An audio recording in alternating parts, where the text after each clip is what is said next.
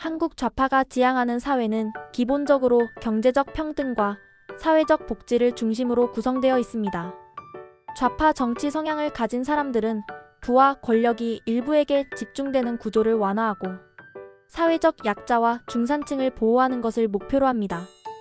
이들은 사회 전반에서 불평등을 줄이고 모두가 최소한의 생활을 할 수 있도록 보장하는 것을 중요하게 생각합니다. 좌파가 추구하는 정책을 현실적으로 살펴보면 먼저 부자와 대기업에 대한 규제 강화가 있습니다. 부유층과 대기업이 소득과 자산을 독점하면 사회 전반의 불평등이 커지기 때문에 이를 조절하기 위해 세금과 규제를 강화합니다. 이렇게 모은 자원은 사회적 약자에게 분배하거나 교육과 의료와 같은 공공 서비스 강화에 사용됩니다. 이는 경제적 재분배를 통해 사회적 평등을 높이려는 시도입니다. 또한 복지 확대와 공공 서비스 강화가 중요한 목표입니다. 좌파는 국민 모두가 의료와 교육, 주거와 연금 등 기본적인 생활을 보장받아야 한다고 생각합니다. 이를 위해 정부가 직접 서비스를 제공하거나 지원을 늘리는 정책을 추진합니다. 예를 들어 저소득층과 청년층이 안정적으로 생활할 수 있도록 주거 지원을 확대하거나 공공의료와 교육의 접근성을 높이는 것이 포함됩니다. 노동과 고용 정책도 중요한 부분입니다. 좌파는 근로자의 권리를 강화하고 비정규직 문제를 해결하려고 합니다. 근로시간 제한, 임금 인상, 휴가와 안전규제 강화 등을 통해 일하는 사람들을 보호합니다. 이러한 정책은 노동자에게 유리하지만 동시에 기업에게는 부담이 될 수 있습니다.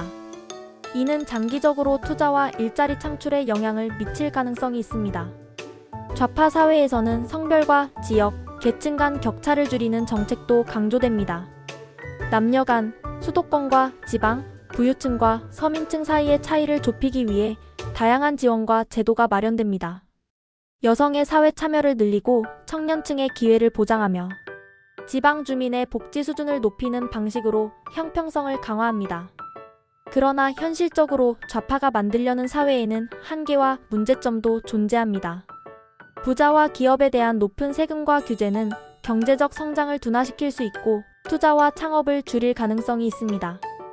또한 동일한 임금과 복지를 강조할 경우 사람들의 경쟁심과 도전 의욕이 약화될 수 있습니다. 높은 직책과 책임 있는 업무에 사람들이 몰리지 않아 생산성과 창의성이 감소할 수 있는 구조적 문제도 나타납니다. 사회적 갈등도 발생할 수 있습니다. 부자와 기업에게 상대적 불이익을 주는 정책은 사회적 분열을 심화시키고 정치적 갈등을 유발할 수 있습니다. 이러한 갈등은 좌파 정책의 목표인 평등과 복지를 실현하는 데 걸림돌이 될 수 있습니다. 현실적으로 경쟁 사회에서 한번 밀리면 되돌리기 어렵다는 사실도 중요합니다. 경제와 직장에서 경쟁에서 뒤처지면 기회는 점점 줄어들고 다시 처음 위치로 돌아가려면 먼 길을 돌아야 합니다. 특히 청년층이나 경력 초기 단계에서는 한번 실패하면 복귀가 어렵고 이는 장기적으로 사회적 불평등을 심화시키는 요인이 됩니다. 이런 상황에서는 누군가의 안내와 조력이 필요합니다. 경험 있고 능력 있는 리더가 길을 안내하고 경쟁에서 우위를 유지하도록 돕는 것이 중요합니다. 개인이 혼자 모든 경쟁을 이겨내는 것은 현실적으로 어렵기 때문에 조직이나 사회적 구조가 이를 지원하는 역할을 해야 합니다.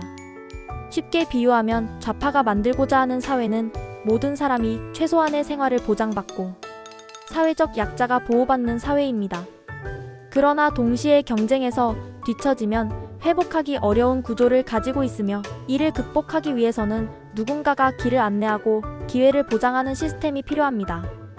노력과 성과에 따른 차이를 줄이는 정책은 모두가 중간 수준에 머무르게 만들 수 있지만 누군가의 지도와 구조적 지원이 있으면 개인이 경쟁에서 뒤처지더라도 회복할 수 있는 여지를 남길 수 있습니다. 결국 한국 좌파가 만들고자 하는 사회는 평등과 복지 중심, 사회적 약자 보호 강화, 부의 재분배, 노동자 권리 확대를 핵심으로 하면서도 현실적으로 경쟁에서 밀린 사람들을 지원할 구조가 필요합니다.